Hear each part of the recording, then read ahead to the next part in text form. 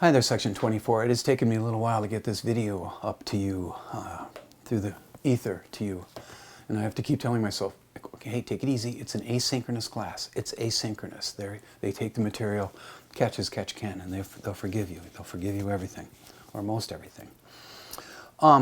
It's a full week. I'm teaching 3 live Monday, Wednesday, Friday classes to my Comp 1 sections and my mythologists. And that means that you'll have sometime this week, catch as catch can, 3 lessons that are condensations of what I'm doing in my class. To repeat the idea, this is the time of the semester where I call on my Comp 1 students to think of themselves as readers, as well as writers. And things got a little bit out of sync, but I'll fix that. I made a little bit of a mistake with my Comp 1 live students, and I'll amend that. So here's what I got for you today. I've got a very brief poem by Robert Hass. We'll keep it brief so we can get going. I have some things that I want to tell you about Ernest Hemingway, 3 things in number. And I also might want to, we'll see how the time goes, make a comment or 2 about how important academic journals are to me, and have been for 36 years. And I hope we call that a day. Side note, I wanted to make this lesson outside, but this camera is more sophisticated and smarter than I am, so I need to get better with controlling light levels. And I hope among the things you'll forgive is my same background, part of my books anyway. So, quick poem, very quick poem. This is Robert Hass. And I'll try to take a break from Robert Hass after this. Robert Hass, 40-something. She says to him, musing, "If you ever leave me and marry a younger woman and have another baby, I'll put a knife in your heart." They are in bed, so she climbs onto his chest and looks directly down into his eyes. You understand? Your heart. Among the mistakes I made with Brenda Hillman was to forget to ask her a couple weeks ago if she is the woman in that poem. And for my next poetry reading, just poetry news, if you want to come to the Chris Abani on November 16th, you better come early, because we have a record 6 CIS high schools are coming. They're bringing over 200 students, and the Chalberg only holds 285. So, again, a compressed version of what I offered my live Comp 1 students yesterday. When my students came into the room, this is thing 1 that I want to teach you about Ernest Hemingway, stuff that matters, I hope. They saw 2 sentences on the board, a person A and a person B. Person A said, "There's a new movie in town Friday."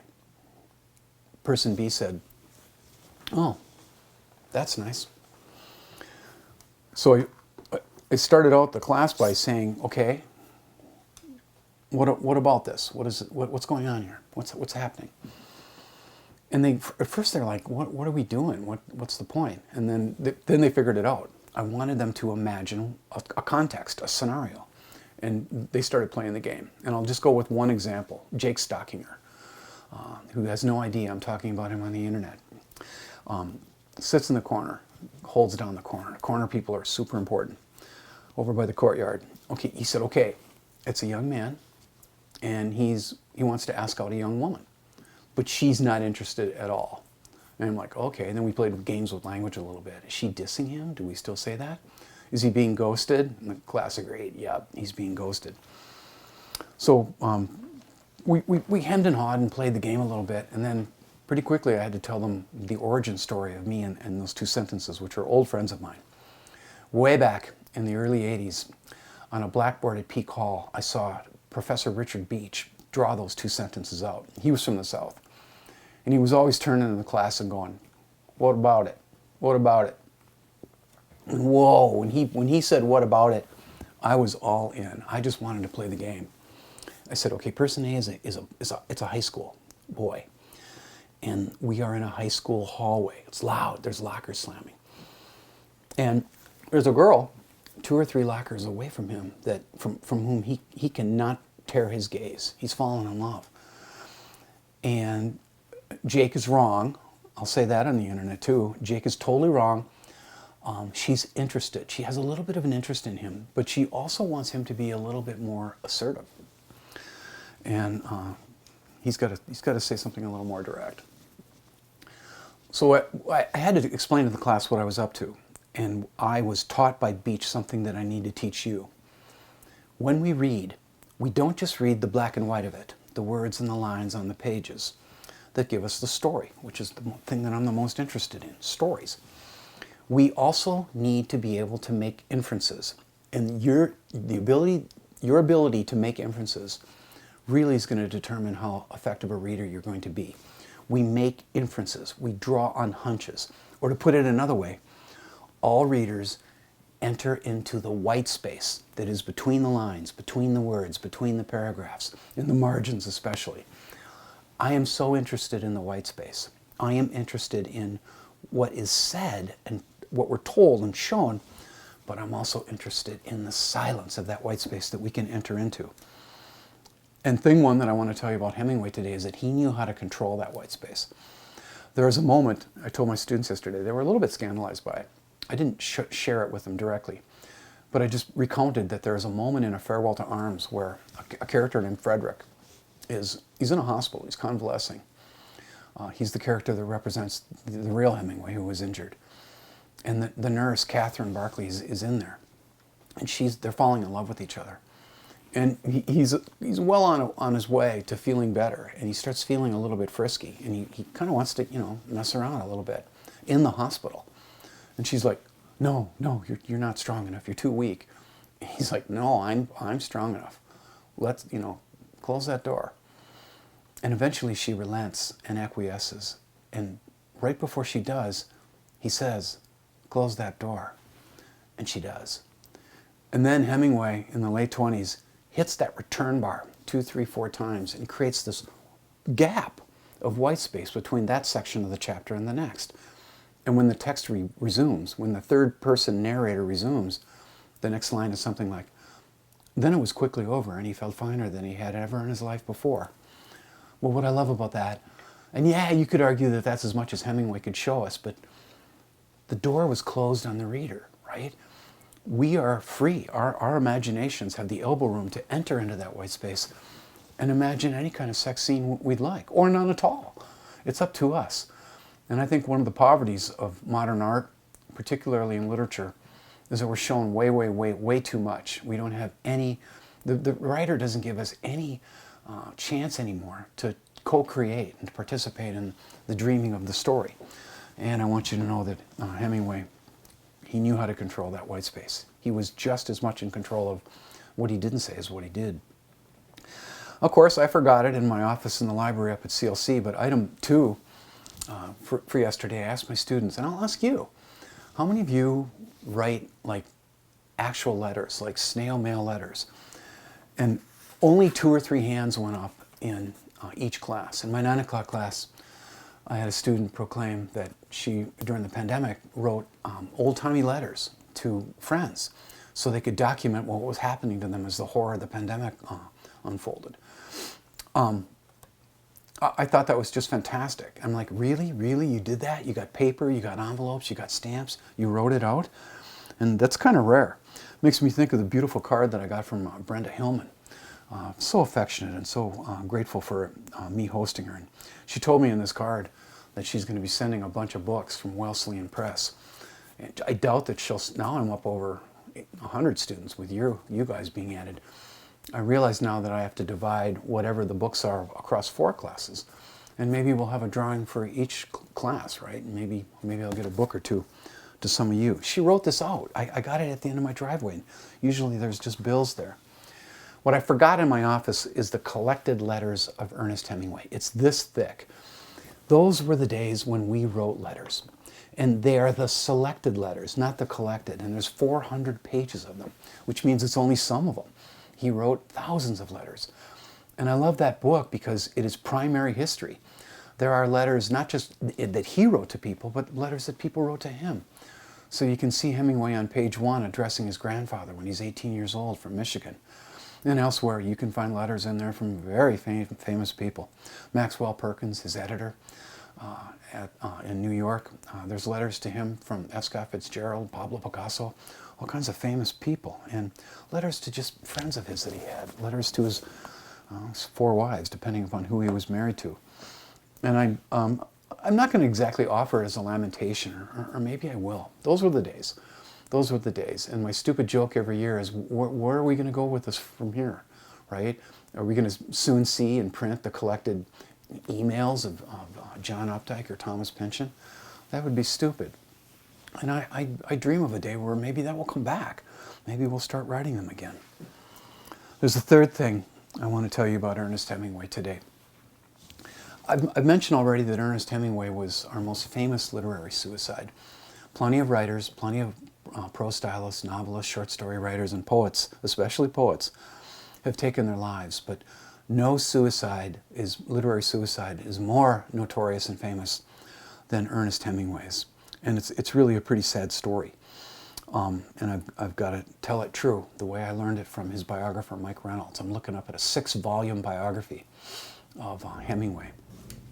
Bottom line, Hemingway, at the end of his life, found out that he couldn't write anymore. And he couldn't write anymore, I've mentioned this, but I got to go a little bit deeper, because he could no longer transcend the consequences of having a series of profound closed head injuries across his life. That's why I worry about football players. And that's why I'm trying to get rid of football at CLC, although that's going to fail. That won't work, but I'm going to try. What happened to Hemingway is that he had one concussion after another. It happened when he was playing football when he was a kid in Chicago. It was something that happened to him when he boxed for money in Paris. I've already shown you a photograph of him with a bandage around his head standing with Sylvia Beach, because the night before he's pulled over on top of his head a chandelier because he was taking it a little bit too far with partying. All 3 of these writers did that. But the real definitive head injuries happened in a 2-day period in 1954. Hemingway was hunting in Africa. I forget the country as I sit here. And a bush plane just straightforwardly crashed into the jungle. Hemingway came to, the pilot was dead, the plane was on fire. His wife was alive but unconscious. His arm was completely messed up. He had been concussed. And if you're Hemingway, you grab your wife and you headbutt your way, I'll headbutt the door open so you can get out. His arm was shot. There was no other way to do it. That was bad news, this is hard to believe. Students' jaws drop over this every time I tell the story, but it really happened. He and his wife spent the whole night in a jungle on I think the Congo River. The following day, some bushman found them with one of those long canoes, got him to the next village. Somehow they pulled a plane together whose job was to get Hemingway to Nairobi Hospital. That plane crashed. 2 plane crashes, 2 days in a row, 2 concussions. And Ernest Hemingway was posied, that's constrained, in a hospital bed in Nairobi when he was supposed to be giving the banquet speech as he received the Nobel Prize in Stockholm, Sweden. And a State Department official had to deliver that for him. He was injured in hospital. He recorded it later for posterity. We'll take a look at that later in the week. But that was pretty much the definitive. That's what ended it for him, consciousness-wise. He lived a few more years, but when he hit his 60s, in the very early 60s, he began having serious problems with speaking, with talking, with thinking. He started getting really paranoid. He was drinking too much. He was always drinking too much. And he was also, everybody thought, depressed. So here's the bad move that we made at the Mayo Clinic. You probably have heard of electroshock treatments, right? In the spring of 1961, the Mayo Clinic administered 36 electroshock treatments over a period of several weeks to try to snap him out of the doldrums that he had fallen into. And we now know that you do not give a profoundly brain-injured person electroshock therapy, even though that's making a comeback for severely depressed people. That finished it. And that spring and across the early part of that summer, another thing happened. The John F. Kennedy White House people, his staff, decided that they should secretly contact all the great writers in America and pull together this commemorative volume of writing as a present for John F. Kennedy. They contacted Hemingway. His wife did all the telegraphing back and forth. And Hemingway agreed, yeah, I can write a story for that. And he couldn't do it, though. After a while, the White House got impatient and they were like, can you produce a paragraph? How about just a paragraph? And his wife Mary telegraphed back and said, yeah, we'll get you a paragraph very soon. After a while, the White House only wanted one thing. They wanted a single sentence. And Hemingway couldn't do it. This guy, as I think I've already mentioned, was a writer before he was a man. This is a writer who got up every single morning and started writing 8:30 or 9 o'clock, and he usually wrote until lunchtime, straight through, 2-3 hours until noon, at which time it was probably the moment where Hemingway would probably start in on drinking. Every single day, that was his discipline. He wrote in the morning, and every morning, in his brain-injured summer, he got up and went to his desk and produced nothing. He was pretty much staring fixedly at nothing. And when he couldn't take that anymore, when he realized that he was finished, Hemingway got up at 6 o'clock in the morning on July 6th in his bathrobe, went down to the foyer of their house in Ketchum, Idaho, and ended everything with his favorite shotgun. His wife Mary insisted that he was only cleaning it, but no English major believes that. That was his way of getting to where he had to go, as the line goes in the Auden poem. So there's 3 things I want to tell you about Hemingway, and I'll give you another video tomorrow telling you what I tell my students as we close down the Hemingway unit, and I'll have some information for you, some ideas, some of them difficult ones, about William Faulkner, who's going to be the most challenging writer that you're going to face with me in this new second half of the semester. A young kid can read Hemingway. Faulkner is another story. Fitzgerald is readable, Hemingway is readable. William Faulkner is going to really, you're going to need coffee if you drink coffee. And if you don't, it's time to start. This is the first week where my regular journal entries are coming your way. And I've got a couple up for you, and I'll create a box, an assignment box for Friday night. And I simply want to say this. From Richard Beach, to drop his name a second time, I learned in the 80s that an academic journal could be the cornerstone of any class. It really has been the central thing in my English teaching life now for coming up on 4 decades and a couple, 3 years here if I can make it. And it's a big deal to me. I think there's something about writing with a pen. There's something about the physical contact that we have with paper. It's the same reason that I play guitars. Not so well anymore, and I can't hear so great, but I hear what I can, and I love the idea that I can just put my pick on the floor and just gouge at the strings and shake them, whether it's an electric or acoustic. I love the physical contact. I think the same thing happens with a pen. I think people write better with a pen.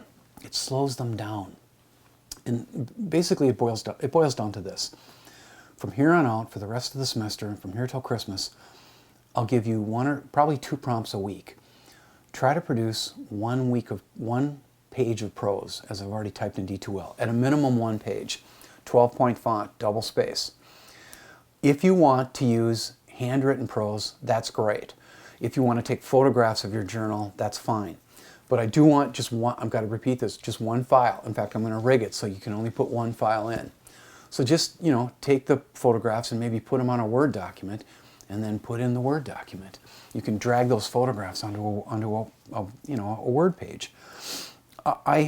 There's something about cursive writing or printing. It doesn't matter to me. And at the beginning, students are always like, oh my gosh, he's going to be reading my personal thought. Oh my goodness, my handwriting sucks. Very quickly, year after year after year, semester after semester, students relax. Yeah, it's kind of a vulnerable thing to share your thoughts with another person, but they realize once they see my handwriting that makes it look like I've had a stroke, that I'm not judging their handwriting. I'm not grading them in that way. I'm not putting possessive apostrophes where they need to go. I'm just reading. I'm just watching people think on paper. And it's not so much a diary as it is a way for you to create knowledge about this course. Anyone who starts a diary is doomed to fail, because when you start up a diary, you are enlisting one of the 4 modes of modern writing that you never heard about, because that's an early lesson for me. James Kennedy decided in the early 80s that we write and behave in 4 different ways when we write. We write self-expressively, we make arguments persuasively, we write informationally, that's called expositional writing, and we also, if we're really going for it, we want to be lofty, we try to create literature. That's it. There's no 5th mode. We write self-expressively, we write to persuade, we write to inform, and we write to sometimes be beautiful. If you're only writing a diary, you're going to run aground, because what you're going to do is just degrade and devolve into recording mundane experiences, right? This can happen. You know, I got up, brushed my teeth, went to work, went to school, got my oil changed, etc. It is in, and particularly in Comp 2, it is in writing about not just you, but your relationship with things that are outside of you that you're going to grow as a writer and a thinker. You got to get outside that circle. So if you wrote, for instance, about today, about what happened last weekend in the horror of that South Korea thing, maybe you know, over 160 young people were trampled because they got, there was a crowd surge at a Halloween party out in the streets. A whole bunch of people jammed into an alley. Well, that's an event that's outside of you. You could write about that out of empathy, so you could get that down. And I tell my students every fall that if you keep an academic journal with care, you're doing something that is just medieval, man. Nobody in the medieval or the Renaissance period, if you were a student, you didn't go anywhere without your notebook. You did not go anywhere without your commonplace notebook. You needed it in case you wanted to draw something, if you wanted to catch a thought, get down a line of poetry that's occurred to you. And if you keep one, whether it's virtual or digital, virtual or real, at the end of the semester, and as haphazard as it was with the switch from one teacher to another, I'm still sorry about that. I know that was really threw you guys for a loop. You will have a record, an account, a written account of what happened to you in the fall of 2022, what you felt, what you wondered about, what you thought about. And I would call that important. I would call that very important. And most of my students save their journals forever. And what's fun is when students take 2, 3, even 4 classes from me, and they keep the same notebook. And I've got a student named Alex Hines who's very near filling the end of his notebook. It's one of those thicker single subject notebooks.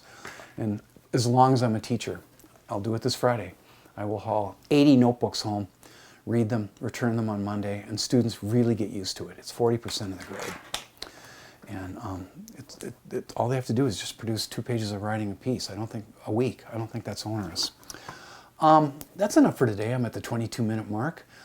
I hope you're well.